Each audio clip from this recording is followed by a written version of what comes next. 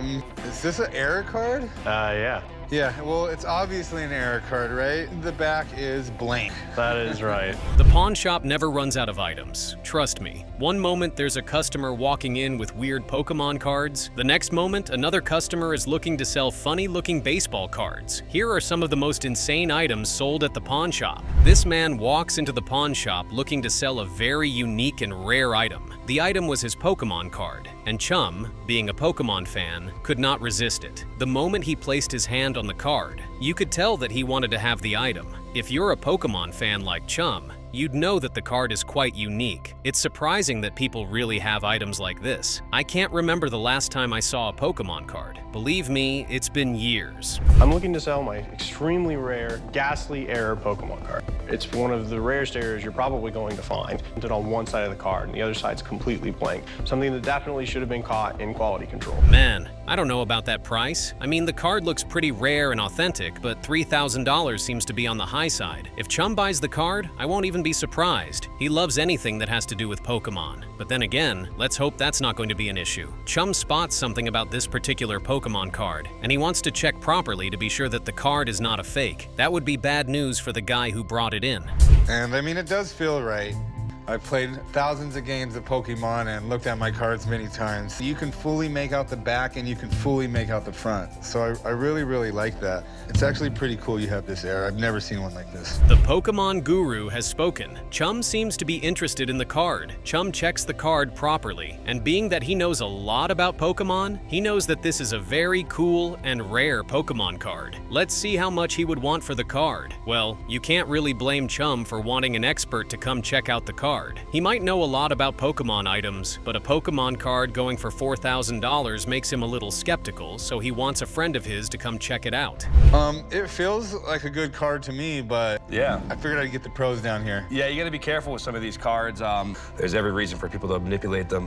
This is an XY Evolutions card, printed in 2016. Impressive. The first thing the expert says is that the fact that the card avoided getting pulled out of production is a miracle survival, because most cards always get pulled out. The guy who brought the card hears that, and you can see the smile on his face. I can't be the only one who heard those figures. These cards can sell for up to $100,000? Wow. If this particular card this dude brought in is authentic, he might actually go home with $4,000. But we'd let the expert and Chum be the judges of that. So yeah, first off, we want to make sure it's real. So, take a look at it real quick. The intricate details here are just all there. The corners look correct, the cut's correct, everything looks right. Very happy to say that this card is unquestionably real. That right is the only thing that the owner of the card cares about. The expert says that the Pokemon card checks out, and it's actually the real deal. Now we need to know its value. Is it really worth $4,000? Oh well, the expert's opinion is what Chum is going to go with. He says that the card should be valued around $3,000, which is just $1,000 short of what the owner wants to sell it for. All right, well, he thinks it's worth about $3,000. I'd be a buyer at $2,000. What do you think? I think 2,000 is a little low. 2,000's half of what I came in here looking for, and while I respect his opinion, I do think it's a little bit conservative. What about 2,300? Again, that still feels a little bit off from me, but It looks like they finally agreed on a price. For a second there, I was scared that the seller was going to stick to $4,000. They both met at a middle ground, and the rare Pokemon card was sold for $2,500. Not bad. That's awesome. All right, well, I'll tell you what. Go meet me over at the counter and I'll buy it from you. That sounds great. $2,500. Cheers. Sounds good. I'm walking home with some cash, so I definitely played this card right. A Babe Ruth baseball card walks into Rick's shop with the seller, hoping to get whatever his money's worth of the item. Rick and his son pick up the card, and their reaction is just nothing short of priceless. Who knew this card had so much background history? I mean, even Rick is fascinated by the fact that he has a card that's this old. But then again, who knows if the card is the real deal or a fake? Baseball cards like this were generally sold in cigarette packs. Back in the day, major stars used to endorse cigarettes. Nowadays, they don't do that. Now, this one, a newspaper advertisement on the back of it.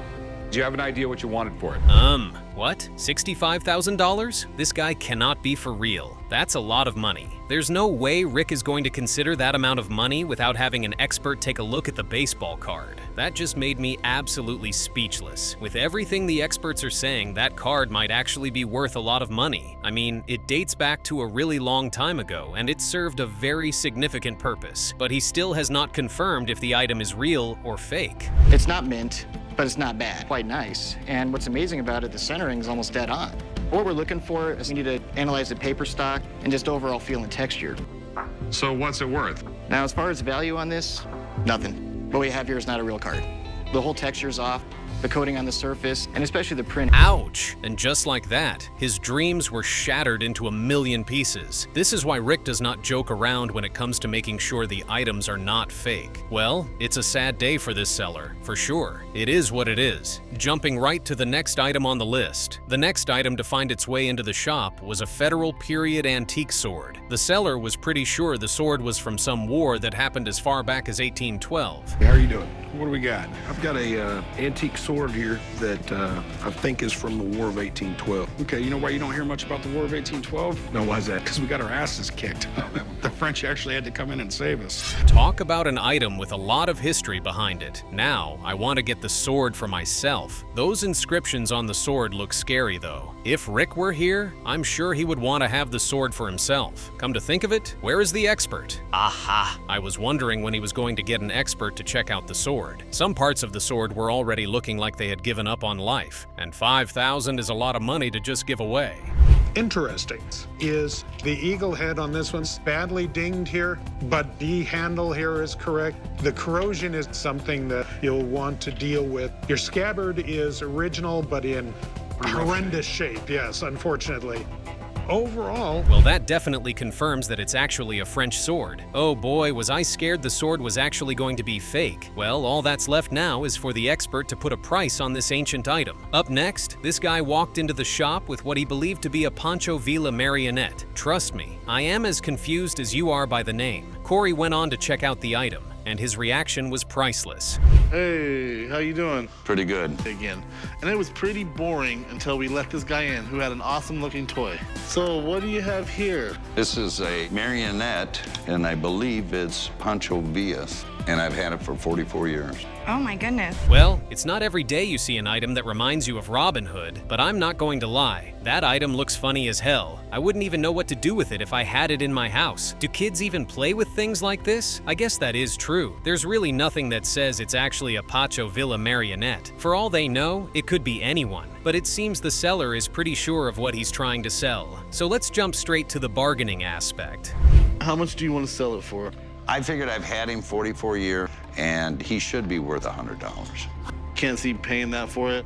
Could you go 40 bucks on it? Bottom of the foot showing it's from Mexico, 70. It's in all right condition. It's not in great condition. What's your bottom line here, man? $50. 50 bucks. What do you think, Olivia? It's a nice round number.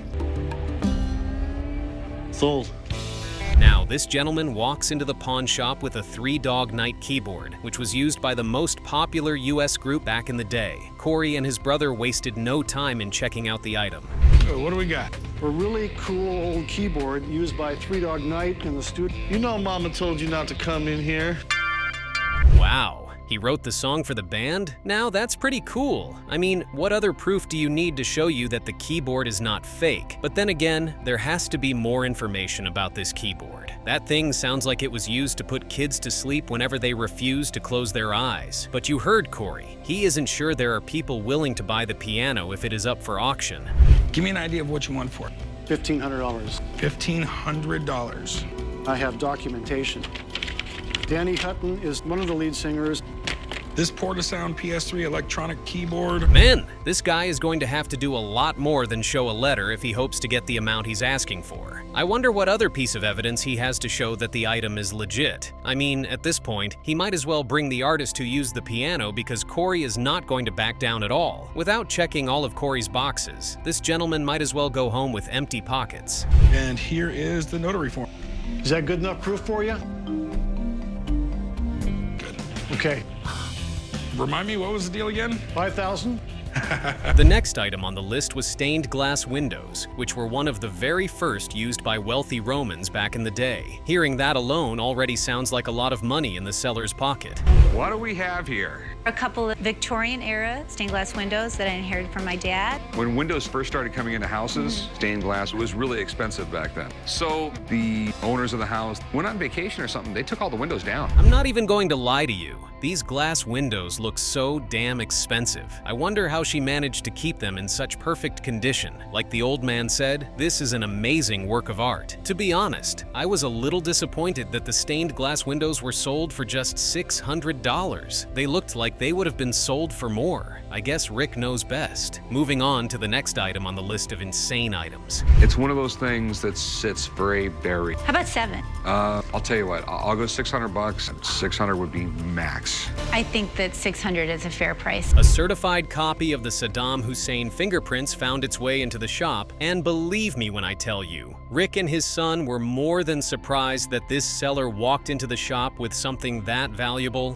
What do we have here? We have the Saddam Hussein prints that were taken when he was arrested in Iraq. The originals are in the FBI vaults, but there's 44 originals. Where did you get these? I was an FBI agent, so I was over there, and they gave all the agents a certified copy when they left. Wow. It's not every day you get to have an FBI agent walk into the shop and give a tale like that. What he just said is enough reason for me to want to buy the item. Trust me. But does Rick feel the same way? I'm not even going to argue with what he just said. Aside from the fact that this item is creepy as hell, who knows if it's even legal to own something like this? But once Rick likes an item, he is definitely going to buy it. I've always thought the best buyer would be some Kuwaiti sheik. I'll tell you what, I'll give you my best offer. I'll give you $1,500. You can make a deal there, otherwise it's just not gonna happen. War memorabilia, something like this might be attractive to him, and they... For the first time, Rick has an item in his shop, and he has no idea what the price could be, and he has no expert to call to check out the item. Wow. This has to be one super rare item if you ask me. Oh well, I kind of had a feeling that was going to happen. Up next, this guy walked into the shop claiming to have an Olympic drug test pin.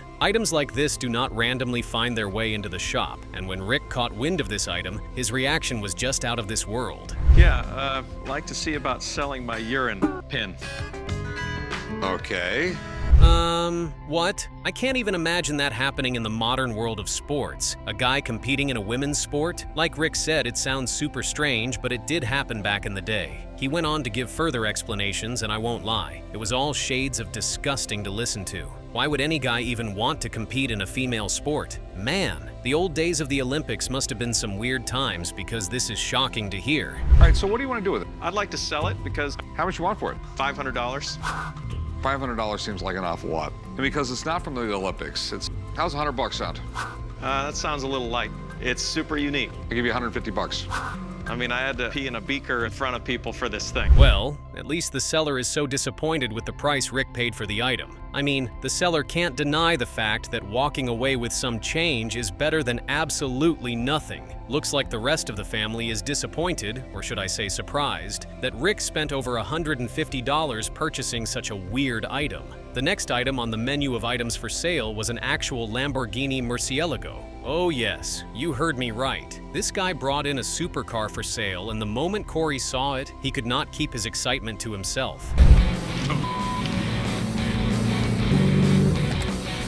You said car, not supercar, man. That's right, man. It's a Lamborghini Murciélago, 2003. I just had a feeling this car was going to cost a fortune. I mean, he purchased the car for $111,000. You can bet this seller is not going to take anything below $100,000. I most definitely do not care how big I am. If I were to be in Corey's shoes, I would find a way to fit into that vehicle. I mean, it's a Lamborghini Murciélago, for crying out loud. There are only a few of these in the world. Beautiful, man. Driving a Lambo is a dream come true. It's nice having big bosses. I know you had fun, but did you actually learn anything? Oh, man, I learned we need to buy this. Isn't that hilarious? Even the expert who tests supercars for the shop is amazed by the fact that he just drove a Lamborghini Murciélago. Oh well. The car checks out fine. How much is Corey gonna pay for it? I'm looking to sell it. And what are you looking to get out of it? I'd say around $115,000 for it.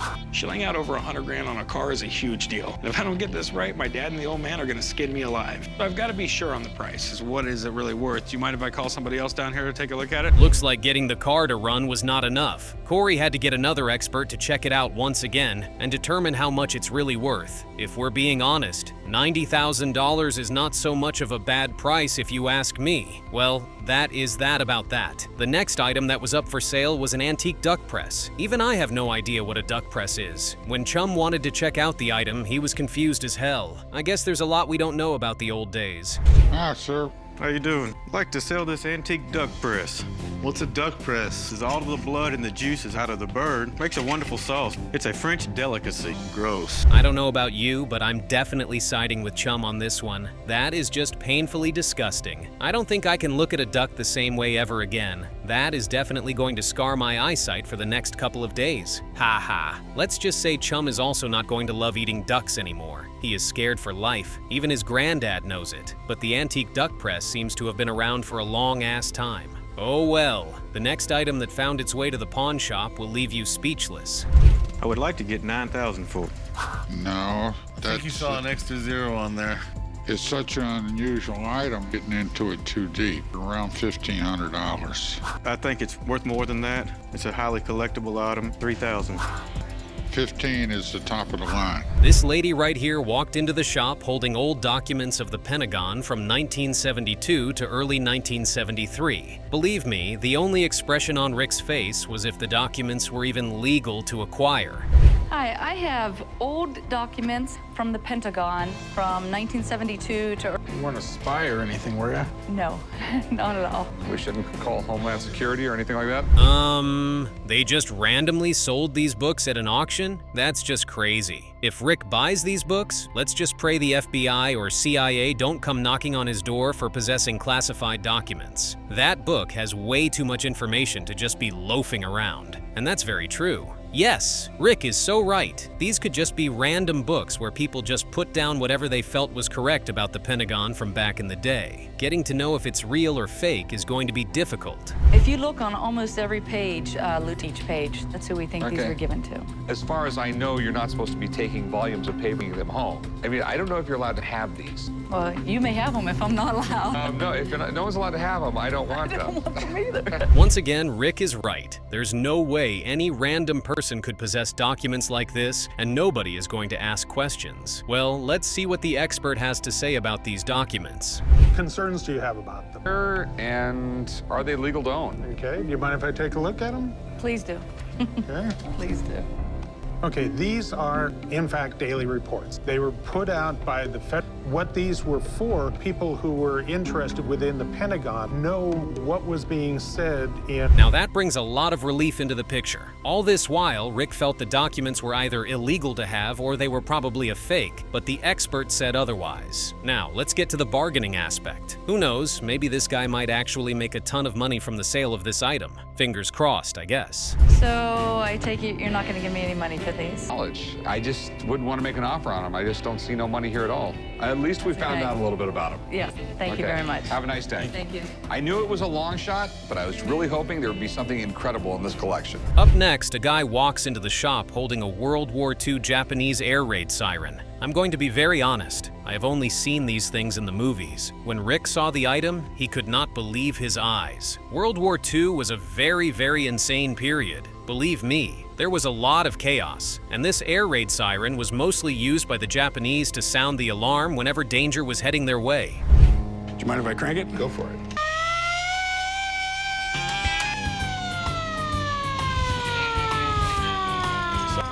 One thing I love about it is that it displays really well. They fold it up. Haha. As far as how well the World War II Japanese air raid siren works, I'd give it 100%. That thing is ridiculously loud. But come on, that's the purpose of the item, to yell out when there's danger. Oh well, we are just about done with the item. The next item on the list of rare items was a limited edition of Albert Einstein by the artist Halsman. Looking at the painting alone, you could tell it was not going to be sold for some cheap dollar. What do we have here? Albert Einstein, by the artist Halsman. Was a genius. I mean, he came up with the... Einstein. And that's a fact, Rick. Albert Einstein was no ordinary scientist. He was literally the wizard of almost all the laws of physics. Having a portrait of him drawn by an amazing artist is something worth having in the collection. If you ask me, I would honestly say the painting looks like a very, very original piece of work. But of course, I'm no expert. Even forgers can duplicate the best of paintings, and you would never tell the difference. Do you know much about the photographer? Yeah, he's Latvian-born, immigrated to this country. Actually, Albert Einstein himself helped get him to this country in 1940, right when the Germans were storming Europe. And it was here that he really became famous for his portraiture. Well, that old man is about to be the happiest man on the planet. The expert came in and checked out the portrait, and to his belief, it's nothing short of the original painting by Halsman. I walked in looking for 10,000. I'll go 75. Is there enough in it for you at 75? There's nothing in it for me. You yourself said you owned a gallery. I'll go 7. Oh, and I'm just not getting the numbers I used. I mean, I'll go 5. That's. I decided to separate number, and I've come off that number. Can't come off in half. Okay. It's just too far. I understand. Thanks for coming in, though.